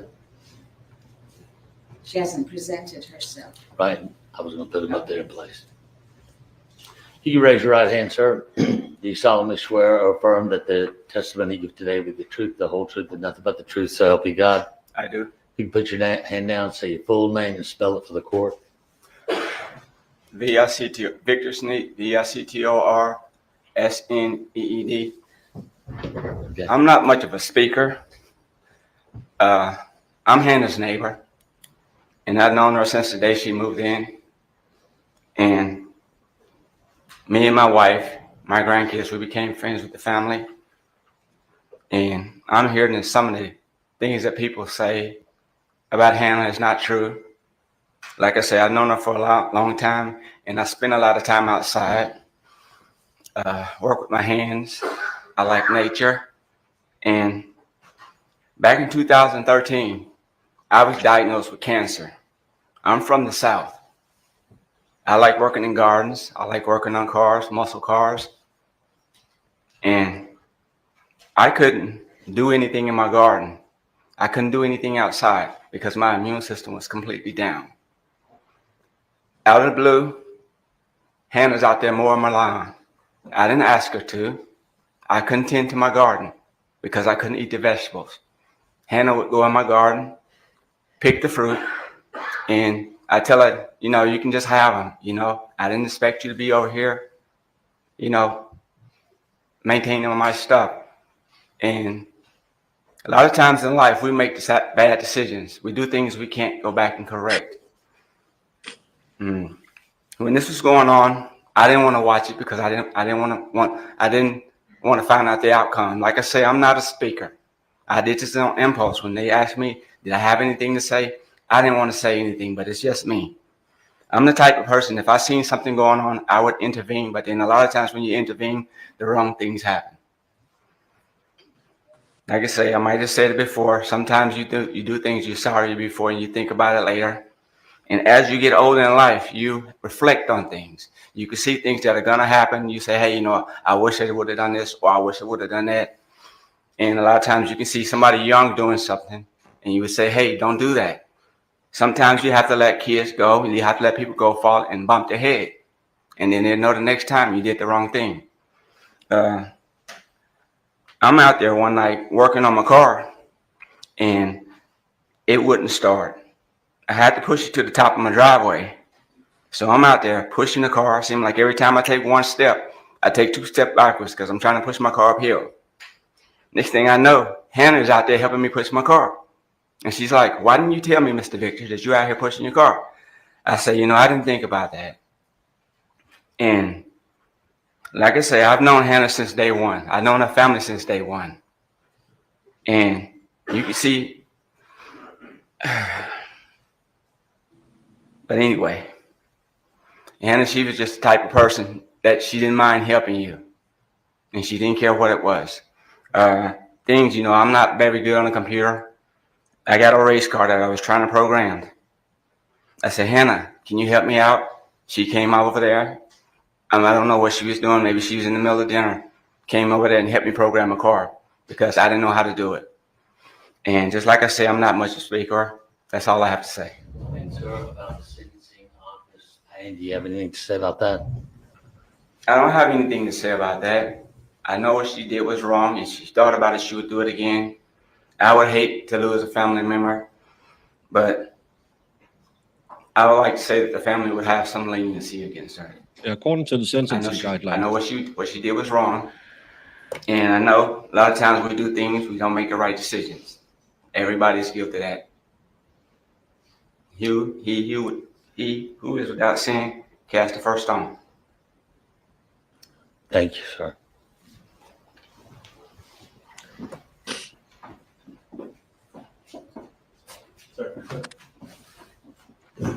Good morning, Luna. And, yes, sir. And this, Miss B, that is a sentiment you can have, but and I can agree with I would like her to take the stand and say sorry I caused what I did, but again, not because any color, creed, or religion. this will be my arguments and statements. I believe the state. That would be the nice thing. Okay.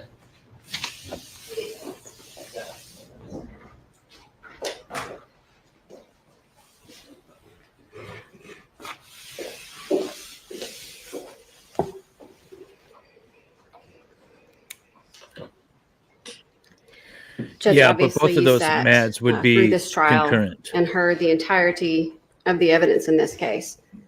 This is not a jury that struggled. They never once indicated that they could not reach a decision. They barely took 2 hours to find the defendant guilty of all charges, including malice murder. Yeah, 6 o'clock on a. The evidence was overwhelming, and the jury was very comfortable in finding that malice. I want to address one thing, and I know it's an uncomfortable thing for everybody to address, but the state and my office has never once made this case about race, not one time. We did not ask a single question in jury selection that would be considered race baiting. We did not say anything about race throughout this trial. We just have a community that we represent that needs peace and needs healing and has needed that peace and needed that healing over and over and over again, whether it's aimed at this defendant or not. So whether or not we would be in this same place if Mr. Herring looked different, that's something only the defendant in her heart can speak to. But we have not made this case about race. But we do want this case to be about Mr. Herring and this defendant. Mr. Herring was a human worthy of saving. He had a family to go home to. And what he wanted and his wishes and his rights were fully disregarded by this defendant on May the 7th of 2019.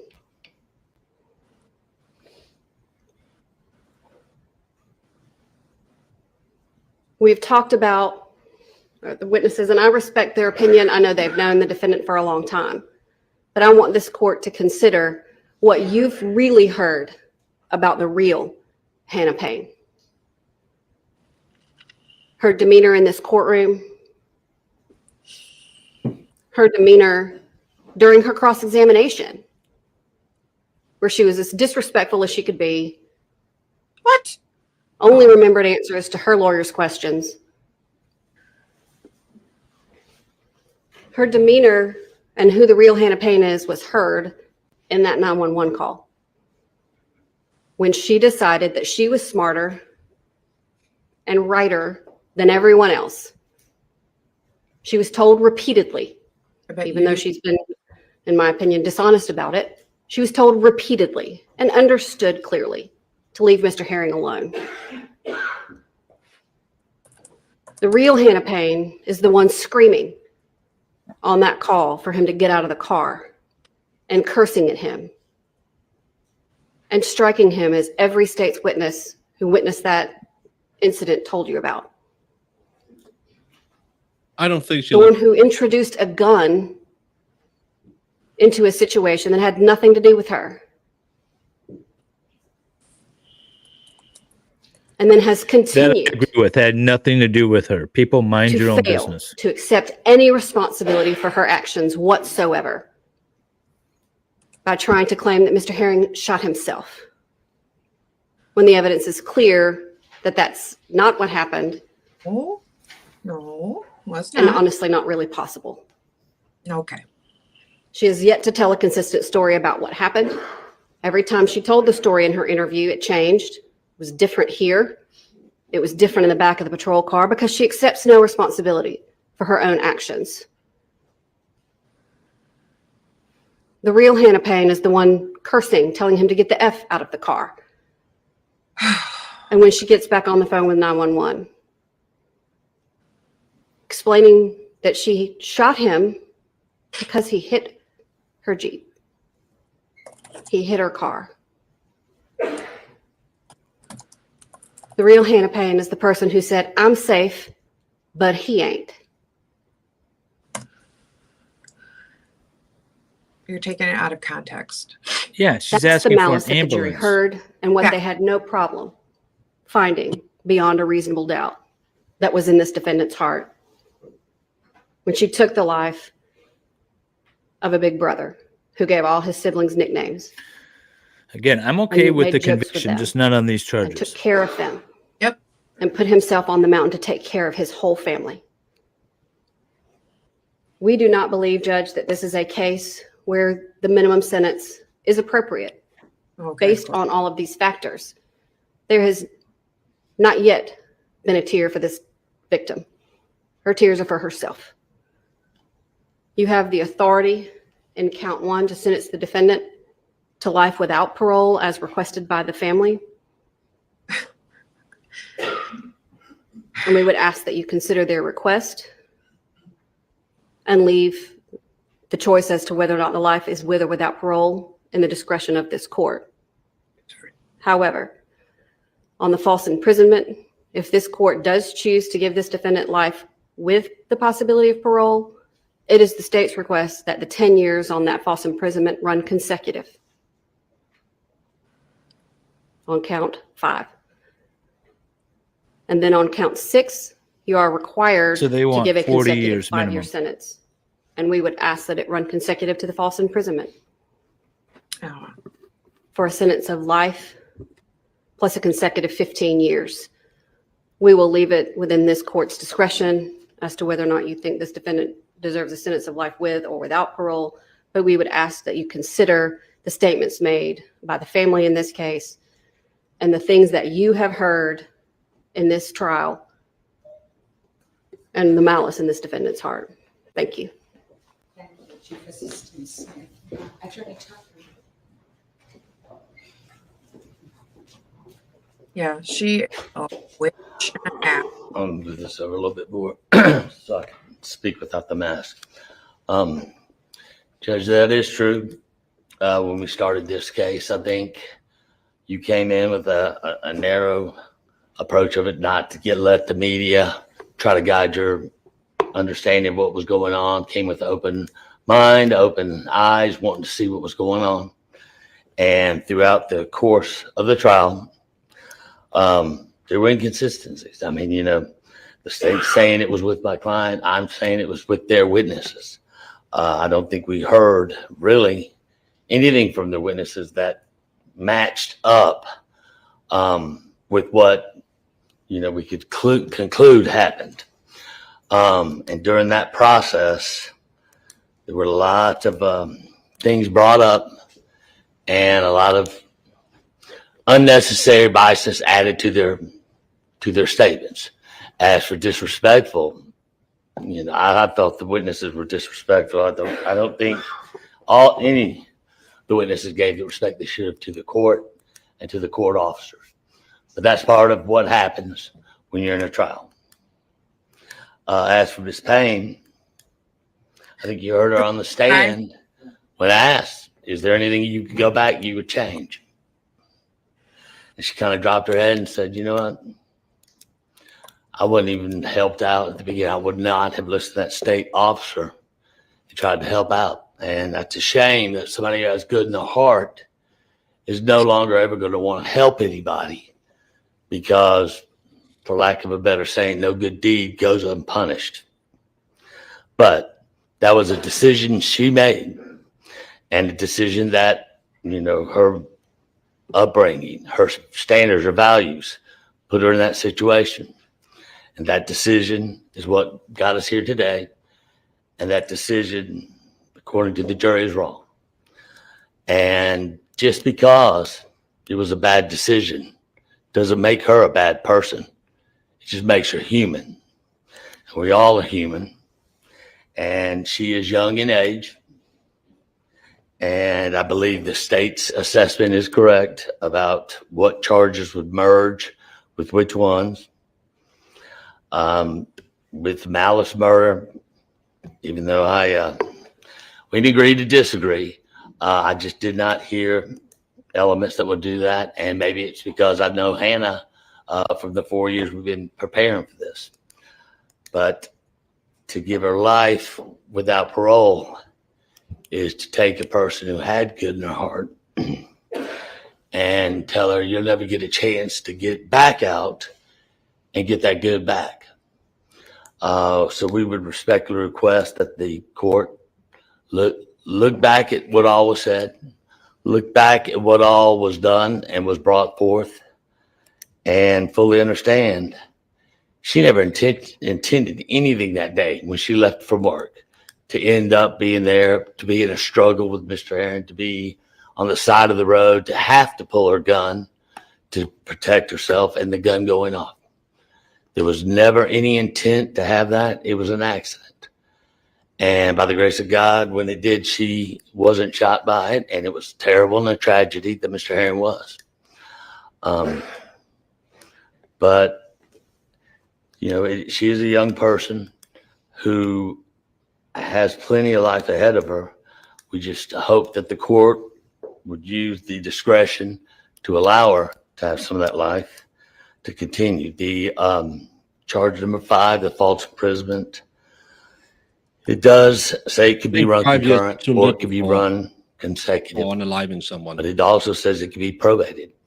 And the 5 years for the gun can be probated.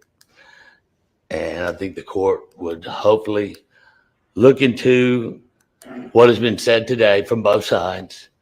Unfortunately, I was not able to speak with the jurors to see what their mindset was, to find out conclusively, was it dead set because the facts were overwhelming, or was it something they discussed?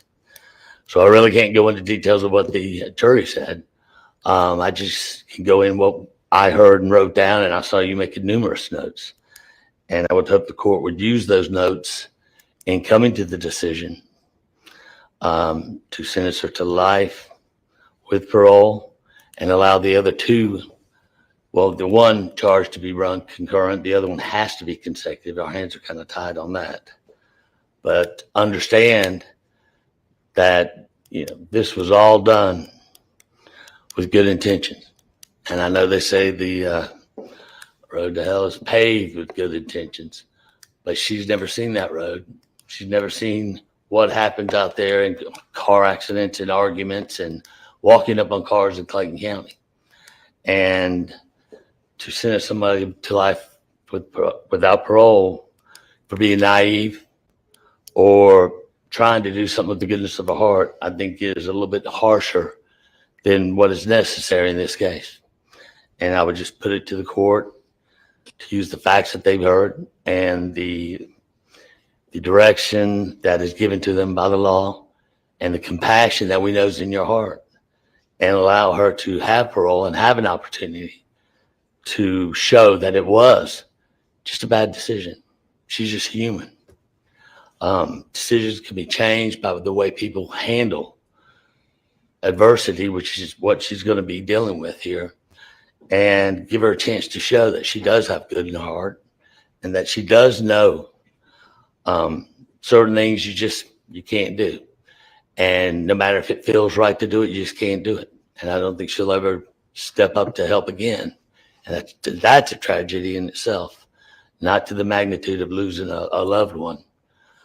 But if the court could take that in consideration of her age, the facts, the compassion, and sentence her to life with parole and have the other charge run concurrent and probate that gun charge, I think it would allow her time to reflect, to fully understand that things happen and it can be found to be wrong, but it's how you handle yourself through that adversity to get through it and come back and show the true you is what allows us to keep hope in our heart and allows us to keep going. Thank you, Your Honor. Thank you, Attorney Tucker. From the state, Just I believe in this hearing, defense is entitled to the last word.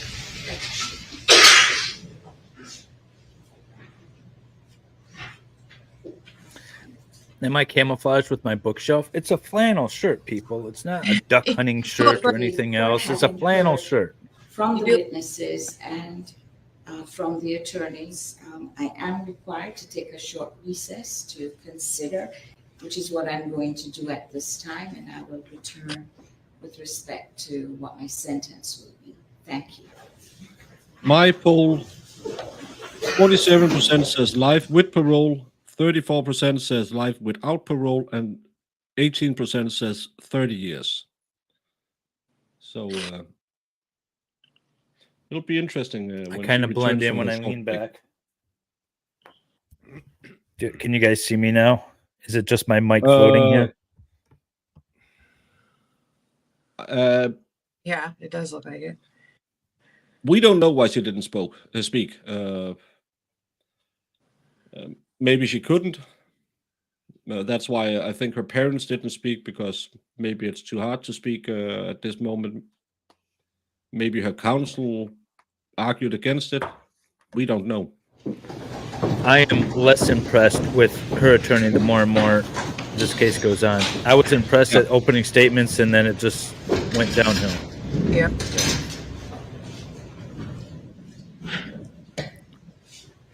He had little moments, but that was it. Yeah. Dave's not here, man. Yes, I'm milking ducks today. I'm milking Valhalla's ducks.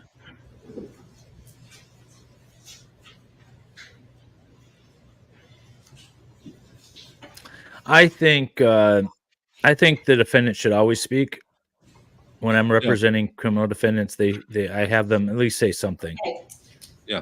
This court has sat through the trial, has heard arguments of defense and the state, has listened to the witnesses today, and after considering all of those things, the court will impose sentence as follows. Please stand, Ms. Dean. With respect to count 1, malice murder, the court will impose a sentence of life with a possibility of parole. With respect to count 2, felony murder, that will merge into count 1 and is dismissed as a matter of law. With respect to count 3, aggravated assault, that merges into counts 1 and 2. With respect to count 4, felony murder, that merges into count 1 and it is dismissed as a matter of law. With respect to count 5, the false imprisonment verdict, the court imposes a sentence of 8 years consecutive. With respect to count 6, possession of a firearm during the commission of a felony, the court imposes a sentence of 5 years that will run consecutive to the underlying sentence. Count 7 and 8 will merge into count 6. So the court's total sentence is life with a possibility of parole, plus 8 years consecutive on false imprisonment and 5 years consecutive on the possession of firearm during the commission. So how many years is she going to have to serve under Georgia law? Yeah. So I'll remind you again. Executive, does that mean she has to do it, or do they run? Before I do have some instructions for you, Ms. Payne. You have a right to seek post-judgment relief from your conviction of the crimes, either by making a motion for a new trial in this court and/or filing an appeal to a higher appellate court. If you want to file a motion for new trial or an appeal, then you will need to file the said motion or a notice of appeal with the clerk of Superior Court of this county within 30 days. You may want to more fully discuss this with your attorney. If a motion for new trial is made and the court denies it, you will have 30 days from the filing of this order of denial in which to file with the clerk of court your notice of appeal. You have a right to have an attorney represent you on the motion for new trial and the first level of direct appellate review. And if you cannot afford to hire an attorney, the court will provide you an attorney and a transcript of your trial at no cost. In addition,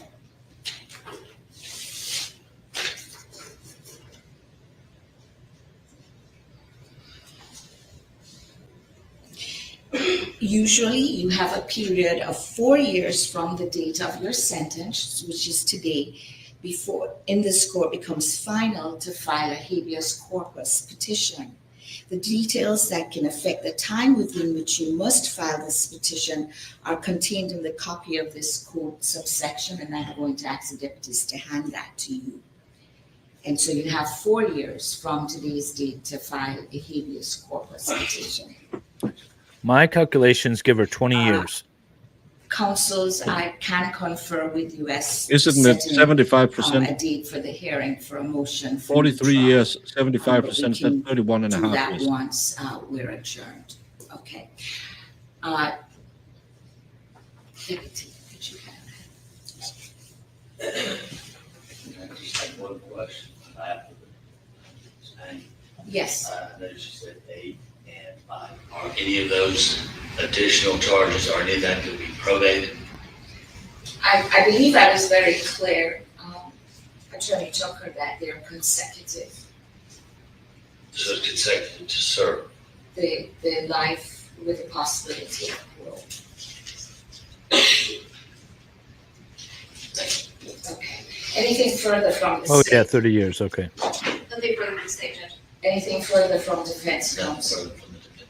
Okay, thank you. Ms. Payne, you may go with the deputies at this time.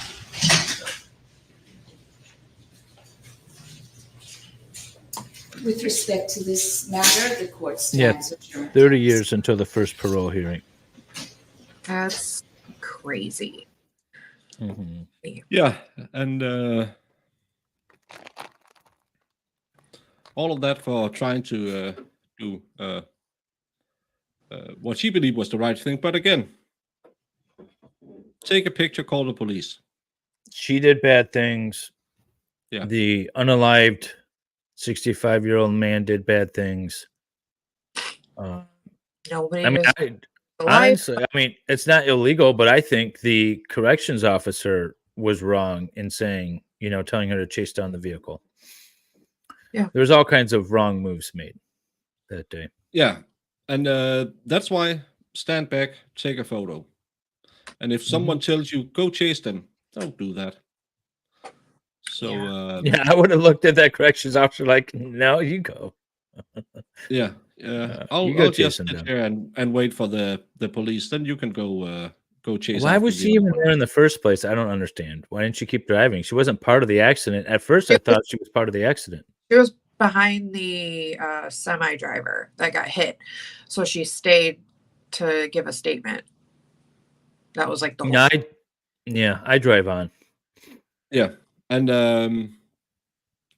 yeah, that corrections officer had changed his statements as well. Yes, Christine, she can get out after 31 and a half years if you go by the 75% rule. Well, in the statute, it says specific number of years. It doesn't even say. No, it's minimum of 30 years. Yeah, but it doesn't say a particular percentage of your sentence, because who knows what life could be. Life could literally be the next 2 weeks for her. So you can't say like she has to serve 75%. The statute says for life, it's 30 years before the parole board will take up your potential parole. Peter, no, she wasn't driving. It was on his 911 call. He said, get the tax. And then she calls her first 911 call after that. So three different 911 calls played. But yes, this is a reminder to not Just a lot of life lessons here. Yeah. And most of all is the best self-defense is don't get involved, run away. And Do you like my Danish Christmas troll, by the way? Isn't it it's cute? Nisse. I seen that earlier. I was wondering what it was. That's my Danish Christmas troll. I made him last year. Yeah, it's Nisse. But I don't know what Nisse is. So minimum time is 30 plus 75%. But Bill, we can't find the way to figure that out. But the 43 years, if you go by the 75% rule, which they do in some states, other states they go by the 86% rule, or some is 65. Yeah, we can't tell. We don't know Georgia that well. So the statute actually says, so this is OCJA section 17-10-6.1 says, if you are sentenced to life imprisonment for the serious violent felony committed on or after July 1st, 2006, you will be eligible for the consideration for parole upon serving of 30 years. It's a specific number of years. Yeah, so 30 years at least. And again, the full sentence would have been 31 and a half years. Do you think the judge made the right decision? With the charges, I think that's the best outcome she could have hoped for, because there's a minimum sentencing guideline for those for malice murder, which is 30 years with parole. So she gave her the lightest sentence she could on that charge. She did. Yeah. So she could have also dismissed that charge and said that there were no facts that establish it, which would have been perfectly fine as well, because there literally were no facts that established malice. Yeah. But that's why we need juries to understand charges and evidence and put it all together, because the judges have to do what the law says, right, with the sentencing. I mean, yeah, they can make the ultimate decision, but if that's what the jury says and that's what she has to go by, I mean, it's up to the jury to make the right decision. And I don't think they did at all. Yeah, she was hard on the included sentences. We can agree to that, Bill. But I think that Were they served concurrently or consecutively? I didn't hear. Consecutively. He asked again, and she said, "I was quite clear consecutively." Because I also asked, because I couldn't remember when it's called when they are all put in one big pot. But I think the Aubrey case, which has some of the same elements, those things. That's why I think it would be a hard sentence on the included. 8 years for false imprisonment is really hard, especially considering the facts. Now, false imprisonment, what's his name I talked about on Wednesday, keeping somebody in a box under your bed for 4 years is a little different than blocking them in with your car when they clearly had free range to drive around. Yeah, right. So left. Mhm. No, I don't know. Did I see any appellate issues? I saw several appellate issues. The first and foremost is the fact that there was no evidence presented to conclude that there was malice, right? So that's the first appellate issue. The second one is I didn't hear anything about the statutory right which existed at the time for her to engage in the citizen's arrest. Whether you like it or not or agree with it or not, it doesn't exist now, but it existed at the time, and the law at the time is what has to be applied. So I think that's going to be an appellate issue. Those are the first two big ones that I see. But it could also be false imprisonment, Bob. Bob just wants to argue. Yeah, that's fine with Bob. Bob likes. We'll have another trial where Bob will argue something else. It's fine. We like people who argue. Argue. I do. I appreciate it. Now I got out of it. Will it be disclosed why they couldn't argue the right? We were talking about the the citizen's arrest was legal, will it be disclosed why it couldn't be argued in court? Well, there was probably a pretrial motion having to do with it. That's the only justification that I could find in my mind as to why this defense counsel would not argue it and why it would not be submitted as a jury instruction, because it was statutorily authorized at the time. So the only conclusion I have, and I could be wrong, I'm guessing, I haven't seen anything, is that there was a pretrial motion about it, and the judge said the defense is not allowed to raise this argument. I think they talked about it in the first, before the trial started, about something by pretrial, but not about what. And Indigo wants to be put on the wall, and I'll prick you right up against the wall right now, Luna. Thanks for the super chat.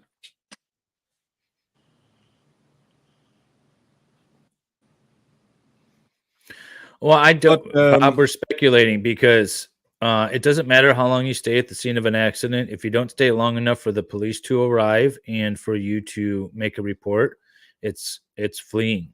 It's hitting and running. Yeah, Rachel K, that's she should have stood 3 feet away from the window. That would have saved her too. Caused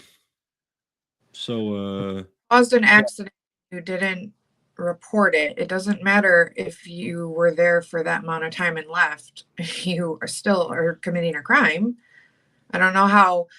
Oh well, they have 20 I mean, minutes. okay, I can foresee an argument. Let me stand in the position of Karen prosecutor. Okay. He Can I had just say a before, medical issue. Sorry. I'll just answer Dennis. YouTube is asshole. That's the answer to this question. Shoot, YouTube's been messed up. I can't chat through StreamYard into your YouTube right now. It's not letting me, so I taken to a pop-out window for the chat. Yeah. And then even then it's giving me issues. I don't know what's going on. But to answer Bob's question about maybe to stand in the footprint of Karen. Okay, so let me argue this. He had waited there 20 minutes. His car was obviously operational. There's nothing to say to support the fact that he wasn't going to go to the hospital or do something else and then make the report later. You can make a report later. You don't have to stay at the scene.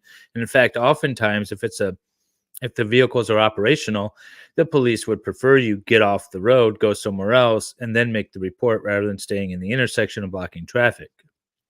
Since we have no evidence to establish that he wasn't going to go get off the road, go somewhere else, and then make the report, we don't know for sure that it was a crime. Him running was a crime. So therefore, if it's not an actual crime, then she had no justification for stopping him, even under the law that existed at the time. There. That can make now sense. She has no authorization to stop him under the statute. That could have been what was argued. I don't know. We're just speculating. It's true. Why is it so hard to get court records and see the motions? Georgia's weird. I pulled up the docket. They won't, like some courts will allow me to download the documents. Other courts will allow me to put them into a little shopping cart and order them, and then they send them to me PDF. Georgia has no options for that, so I need to figure out how to get a hold of those documents. Yeah. And thank you, M. Young, for becoming a muffin top. You go on the wall as well. Welcome. No, but an interesting case. And they couldn't respond to an accident. This is not a nice area. Usually kept. Well, there were 2 other accidents at the same time, as far as I remember them talking about. That's They why were just like down the road, like the next block over. Yeah, but it was near the interstate. Well, we ain't we try not to be. Jamie can be a little rough around the edges, but other than that, I will tell people, like, you don't have to agree with me, but I have opinions.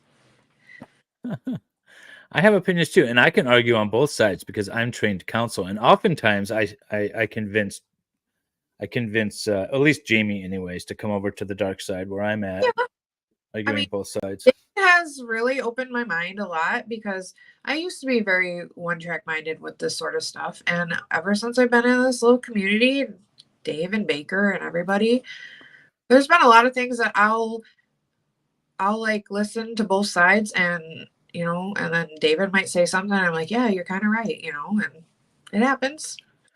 Well, Yeah. Unless Fast Group says unless she reasonably believed he was fleeing, yeah, but still, I mean, all I'm saying is that there's an argument for this. Do I believe that she is guilty of malice murder? No, but it's definitely at a minimum involuntary manslaughter. But I can even get to felony murder because she was committing a felony at the time. If she didn't have authorization to stop him, let's assume she had authorization to stop him, taking out the gun as she testified to scare him with it is the felony. And then he was unalived in the process. So I can even get the felony murder. I have a problem with malice murder. That's Yeah. my problem. The malice is the problem. Yeah, and felony would have been the same punishment. And Danny T, you have to ask my boss. I don't make decisions. I don't just show up. Well, I will say, everybody, if y'all have something, send it Baker's way, because Yeah. he'll usually say, "Oh, someone sent me this. This looks good. What do you think?" And then we'll like discuss and decide. Or something pops up on the YouTube, and we're like, "Hey, why not?" So opinions are like luscious lashes. Only Jamie has them. Yeah, exactly. And M Young, we love opinions here. We have a very interactive chat, and we like all kinds of opinions. Just don't play too many race cards. Jamie, Well, I don't like let's not go opinions that crazy. aren't David based in is really right. Yeah. I love. But what do we have coming? Nothing real. We were talking a little bit about that wonderful torture case, Michigan but it's case. just too gruesome. I can't do that. The one that I sent you guys? Yeah, I that can't do Jamie that. was talking about. I mean, like, it wasn't what I thought it was going to be, and I listened to her testimony yesterday. It's very odd. I'll say that. She just sounds like a. The way she made her brother treat him, I can't sit through that again. I don't like cases that involve children. Yeah, I'm Yeah, not. I did 2 in a row. I'm done. Yeah. No, I didn't. Denny Seaton, thank you for the thought. It's the thought that counts. That's what I say all the time. Put him on the board for the thought, then, Baker. Well, it's kind of like if he pledges 7 million, I'll put him on a special board right next to Farrell. Okay. Yeah. So, but Farrell could say all she wants about me, but she still comes around. Yeah, and this lady, she was second in her class in law school and did a bar exam and got 182. Yeah, she's a she's a weirdo. Yeah. So, well, humble servant. That at least 30 years for the life sentence, and then it's I don't know how they judge the last 13 years. So, Haley Wolf, you are far too kind. I'll put Dennis beneath your name, so he can go on the board today. Aw. Yeah, I haven't watched any of that trial. I sent it over to you guys. I've been busy trying to get some of my stuff together. They question his older brother. The older brother. What he told he was forced to do. Yeah. It turned my stomach, and I've seen stuff in my life. And the they mom had around and said it wasn't true. So. Yeah, but they have text messages of what they should do to him. Apparently, the young kid he was on a hunger strike, and it was very bad. Haley Wolf, thank you, Dennis. It's the thought that counts, and you get on the board with a little greenie. Aww. So, P. Morton, I'm not a Georgia attorney. She saying that life sentence with parole doesn't run until the 13 years with the no parole. So she's got to serve at least 13 years, and then she's got to serve 30. So she's got to get 43 years. Yes, 43 is if it's consecutive. So, B Legend, thank you for showing up. I'm going to end this now. I'm going to send you over to Jamie's new best friend. She has found a new mom. Her dads aren't good enough anymore. You're gonna kill Please, can she apply for parole after 2 years? No, 30 years is the minimum. And thank you, Nasmus. I don't think I've seen you before, but I'm going to redirect you over to Jamie's new mom. Please say hello from me over there. You're gonna And kill. M. Young, yeah, work gets in the way of all the fun.